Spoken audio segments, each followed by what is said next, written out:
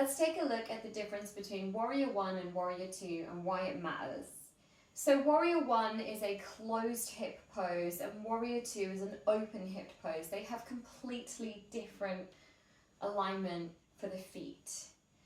So if you have a yoga mat and you want to try this with me, come to the top of your mat. Let's take the right foot back as if we were coming into a lunge, and we're going to bend the front left knee.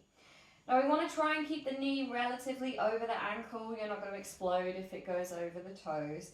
But for this pose, let's try and stick with as much of the alignment as we can. Whilst remembering that the alignment was designed for little 9-year-old Indian boys with small pelvises. So if, like me, you're a white lady with a big, wide set pelvis, we're going to take the distance between the feet and widen them. So I'm going to walk my left foot out a little bit wider. And I'm going to have a look at my back foot, maybe make some more space there. You want your back foot to be around about a 45-degree angle. And then the hip bones, you're going to attempt to draw these to point towards the front. Now, realistically, what's actually going to happen here is the hip bones are going to point towards the front corner of the yoga mat.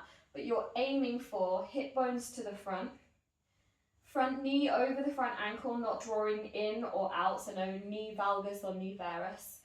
And then your back leg, rather than allowing it to just kind of dump around here, we're going to press into the back heel and the knife edge, so the pinky toe edge of the back foot, almost as if you're lifting up the inner arch of the foot. In fact, try and do that. And what that will do is it will energize through the entire leg and activate the glutes. You know how I love glutes? Glute maximus, your biggest muscle in your body, so use it. It will keep you from flowing all over the place and coming out of the pose. When we reach the arms up for Warrior 1, if you find that you're wobbly, give your bum cheek on the back leg a squeeze. That will help. Now, one thing I like to do with the legs, we're still on the legs here, is press both feet down, both heels down, and then try and energetically drag them in towards each other. You're not going to move the feet, but by pressing down and drawing in, keeping this front knee bent, we're not straightening it, that creates energy through the legs. Then we're going to draw up through center. So again, pubic bone comes to belly button, one of my favorite cues for neutralizing the pelvis. This will lengthen up your hip flexors on your back leg, especially if you're activating. Keeping the ribs closed so there's no rib flare. We reach the arms up. There's two ways to do this. You can have your arms separate, or you can bring your palms together. If you bring your palms together, you're going to have a look at your elbow creases, and you're going to try and turn your elbow creases to point towards you, externally rotating your upper arm bones. So in your Warrior 1 pose, if you bring the palms together, try and go for that external rotation of the arms, and you're going to press the palms in towards each other as if you're trying to squeeze the hands together. So there's this big isometric contraction through the arms. You can lift them up as long as you don't get too much rib flare with that. So keep your core organized. And eventually we're aiming for this front thigh, your hamstrings on this front thigh, to be parallel with the floor in your Warrior 1 pose. In fact, in all of your lunges, Warrior 1, Warrior 2, Peaceful Warrior, that's kind of the eventual aim. But don't worry if you need to shorten your stance a wee bit on your learning journey. Okay, so Warrior 1, closed hip pose. We create that space between the feet so that when we turn the hip bones to the front, we look after that back knee and we give ourselves more room. So Warrior 2.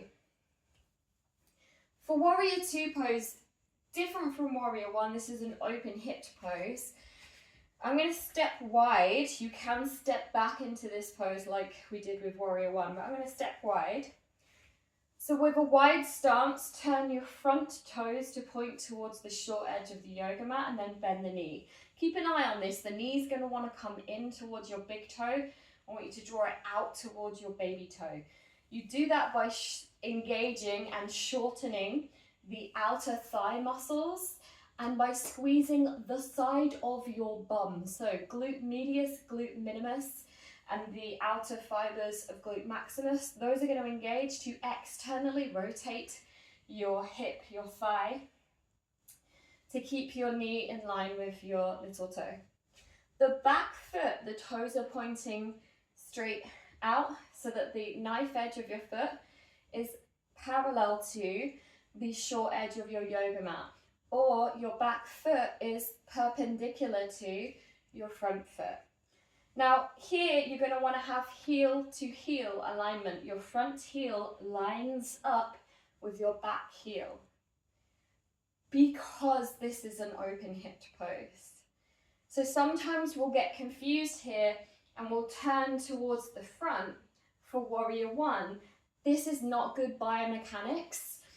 This will leave your back knee feeling like it's being torqued and it's not very comfortable unless you're hypermobile and you're not aware that you're stretching your ligaments.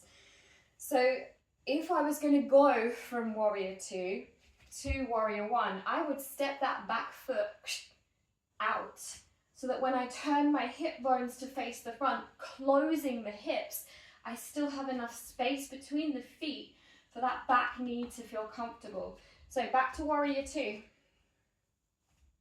Once you have the legs set up, same thing as we did with warrior one, you can press down into the feet, drawing that energy towards each other, isometrically pushing the feet down and drawing them in, and then drawing that energy up.